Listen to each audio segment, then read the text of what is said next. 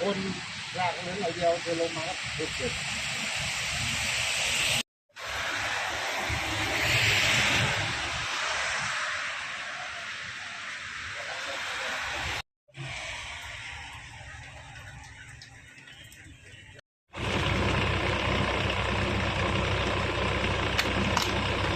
ไปอ่ะครับบอล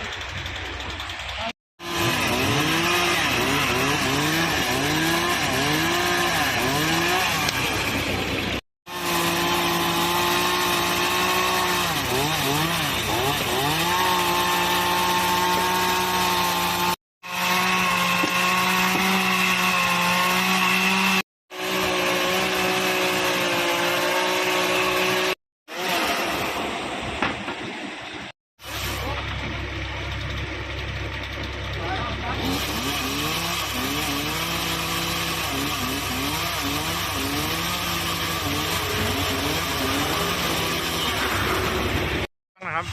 ก็ลมมาแรงมากแล้วมันก็อยู่ดีมันกระพือลงมาแล้วก็เสียงเหมือนกิ่งไม้อะไรไฟเริ่มดับก่อนแล้วก็กิ่งไม้มาก็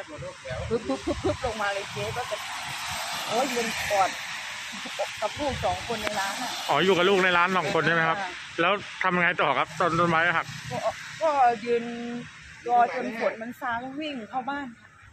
ครับมันน่ากลัวมากเลยมันลงมาแบบเราไม่ได้ตั้งตัวครับมันไม่เอาของเลยในร้านครับดูแน่ๆเลย ต้องไหว